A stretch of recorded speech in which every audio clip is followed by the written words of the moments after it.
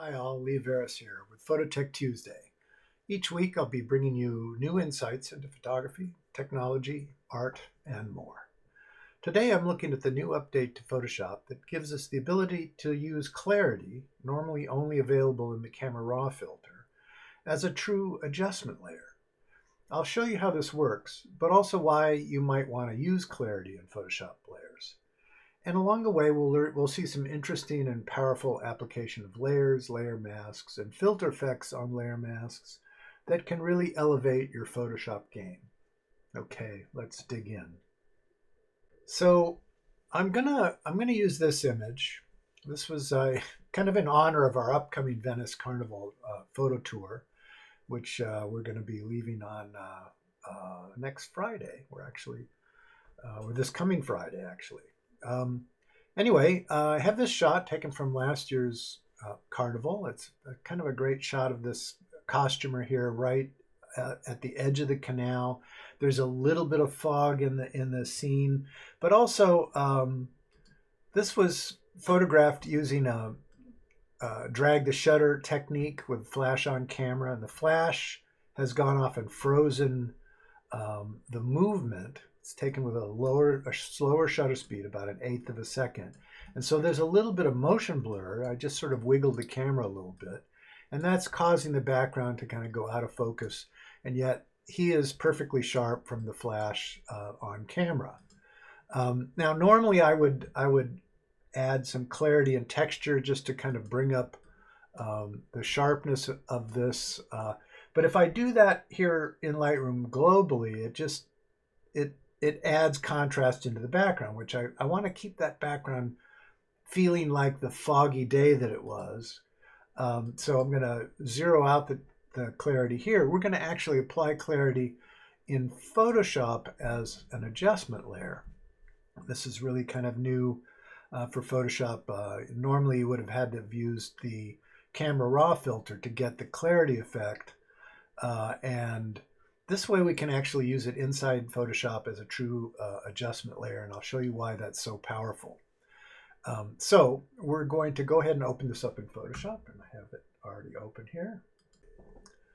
Okay, so I have this open in Photoshop now, and I want to use the new Clarity and Dehaze adjustment layer and apply it to the figure. Okay, so to do that, I want to make a selection of the figure first so that we can constrain the adjustment layer to the figure. So we'll go ahead and select the subject. And Photoshop usually does a really good job of this. And as you can see, yep, we've got that nicely selected there. So now when I click on the Clarity and Dehaze adjustment layer, it will pick up that selection into the layer mask. Right, so you can see if I Option or Alt click on that to solo that mask, we can see that only the white areas are going to have the clarity effect. So now I want to make sure that I'm on the effect icon here, and we'll just crank the clarity. I'm going to go 100% here. Let's zoom in just so you can kind of see this effect. So you know, no clarity with the clarity. I think I'm going to actually double this up. So I'm going to drag this whole adjustment layer onto the little plus icon here, make a new layer, and I'm essentially doubling up that effect. So now I have even more clarity, more sharpness. It's really starting to sparkle in here. If I go ahead and do it, I could keep doing this, but at a certain point, it just gets to be, like that's just too much. Right? You can always play around with like how intense the effect is by changing the opacity. In this case, though, what I'm going to use this layer for is to apply some dehaze on the background, because I want to actually emphasize the look here, which is partially dependent on there being actual sort of hazy fog in the scene. And the other part of this is the drag the shutter effect, where I'm shooting with an 1/8 of a second shutter speed, and I'm kind of wiggling the camera a little bit. the flash on the camera is freezing the inside of the figure, and a little bit over here on the wall, which is it's catching some of the light. And the blur effect is in the background more because the flash doesn't reach back there to sharpen it up so much. So it is helping this idea that there's this kind of haze going on in the background. I want to really emphasize that. So what I'm going to do is I'm going to invert the layer mask. So I do Command and Control I invert that layer mask, and now of course I've got the clarity set up. Let's open the properties up here. So instead of clarity, I'm just going to double click on the slider to zero it out.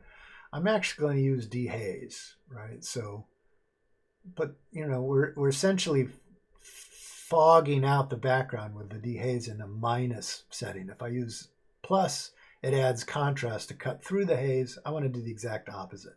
So I'm going to add a fair amount of dehaze here.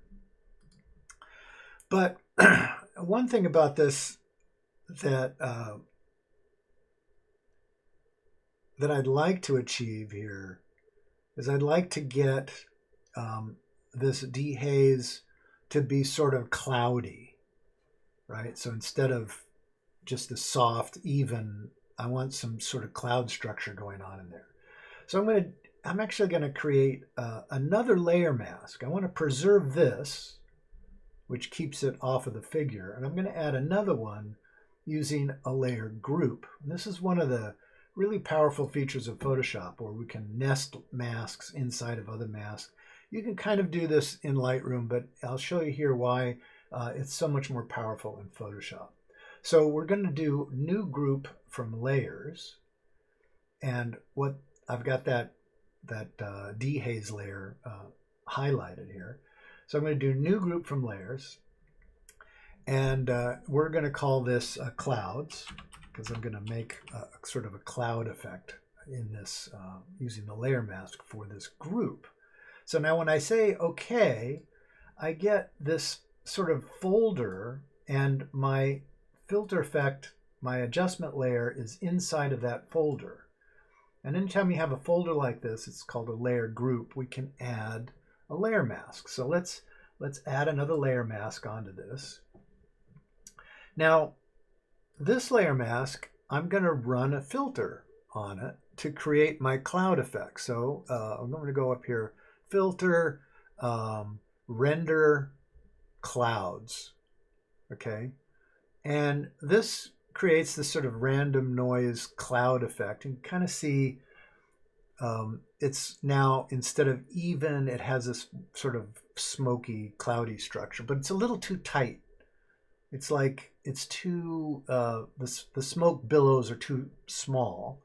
So I'm going to use this little trick where I'm going to select a center portion of this in my layer mask. That's what I'm affecting here. Even though we see the whole image, we're really only affecting this cloudy layer mask. Let me solo that so you can see that's what the layer mask looks like. And I want to enlarge these cloudy structures to make it look more realistic. So we're going to do Command or Control T to give me a free transform. And now I can scale that up, and you can kind of see already that the smoke effect is getting more billowy and sort of bigger. Looks a little more like real smoke. Well, it's kind of gotten very thin. However, we can increase the dehaze effect now that we've got those clouds in place. Let's go ahead and really go for the gusto here. Yeah, there we go. Now we can really see the cloudiness of this, and I like it, but it doesn't feel like the clouds that you'd get from fog. So I'm going to do another deselect this, and I'm going to select the whole thing. Let's zoom out a bit, because what I want to do now is I'm going to go ahead and select the layer mask here, and I want to alter this, the size of the whole thing in a specific way. I want to stretch it so the clouds are more kind of oriented more horizontally and just sort of, instead of just sort of everywhere.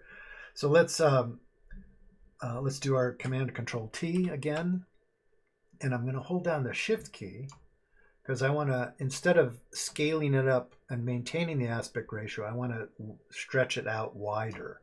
So I'm going to stretch this. You can kind of see now the smoke is getting stretched horizontally, and that's starting to look kind of more like what I want. Okay, good. Let's drop the selection there. So now I've got a better feeling for the fog, but I've got too much fog everywhere. It's coming into the foreground, and I don't want that. So let's go one more time. Let's put another layer group, enclose all of that. So we're really just enclosing all the dehaze clouds in another new group from layers. Okay, and we'll go ahead and give this layer group an additional mask. And now what I want to do, let's kind of zoom in one more level here. I want to mask off the fog from the foreground. Okay, so I'm going to get my lasso, and I'm going to get right at the edge of the wall here. Hold on the Alt or Option key and click once, and then you get this sort of rubber band effect where I can stretch that selection out and take it right along the edge of the wall and straight up the edge of the column here. I'm going to go all the way around. So now my selection is for this foreground area. I'm going to fill it with black, and a quick shortcut to doing that is to put black in the background and then hit the delete key.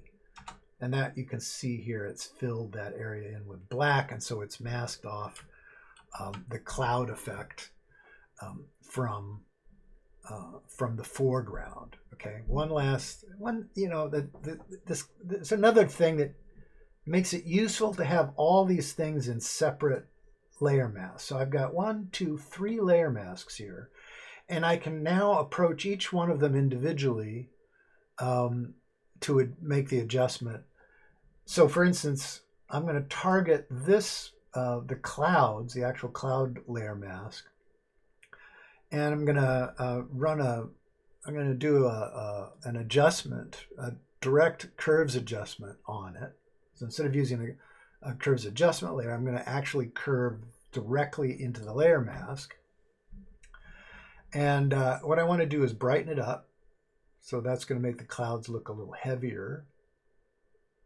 I can maybe put a little more contrast in it, kind of reveal a little more cloud structure. Okay, so that's another advantage of keeping that separate from everything else, right? So let's now close this all up. And there's one other thing. I want to take the clouds off the top here and keep them a little like they're hovering closer to the canal where the water is. That's where I want my clouds. So I'm going to get the gradient tool. I'm going to draw a gradient into this mask, and I'm going to use black. What I'm doing here is using the foreground to transparent version of the gradient. So when I'm going to paint with black, and it's going to ramp off to nothing, so it's not going to destroy the clouds down here. I'm going to start at about, maybe like here, and just kind of feather this down. And then maybe I'll get a brush, and I'll use like 30% opacity up here. And I'm just going to sort of break up that straight horizontal edge a bit. If we solo the mask, you can kind of see what I'm doing. I'm just trying to make it look a little less like a straight line, a little more like cloudy, a cloudy horizon line. Okay. Okay, so now I've got my effect in place. It's starting to look kind of cool. One more thing, I'm now looking at this, I want to really still enhance him even more, sort of bring him out from that background even more. I'm going to add some saturation, and I'll do that in a layer here. And we'll set it up so that it's constrained by the layer mask that's selecting him, right? So I'm going to add a color and vibrance adjustment. And if I hold down the Alt or Option key when I click on that, it allows me to use the previous layers to create a clipping mask. So I'm going to check that. And now you can kind of see this color and vibrance has this little arrow, which means that now it's being constrained by this layer mask. And we're just going to increase the saturation. And you'll notice it only is applying to the figure because it's constrained by this layer mask. Okay. So let's get this to fit. And there's now my finished piece. And this is what it looked like before everything. Now we've added the dehaze effect. We've crisped up his sharpness and added the saturation. All right, well, there you have it. Despite the increasing capabilities of Lightroom, there are still some things that Photoshop provides with its advanced layers and masking that go well beyond what you can do in Lightroom, if you know the secrets. I hope this inspires you to try out this technique and maybe experiment with other Photoshop layer effects. And next week, Phototech Tuesday will be on hiatus. Bobby and I will be in Venice for Carnival for the next 2 weeks or so. And until then, keep creating. If you like this video, please give us a thumbs up, hit that subscribe button, and ring the bell so you don't miss another Phototech Tuesday. And I'll see you next time. You might consider joining us for a travel adventure. Check out our trips and in-person workshops at our website, bobbyandleesphotoadventures.com. Our upcoming photo adventures for 2026 include Neighborhoods of New York, which is a street shooting photo tour, Santa Fe, New Mexico, and Nova Scotia. Sign up is now live. Check out the website for more info. And thanks for watching. I look forward to seeing you on our next photo adventure. Bye for now.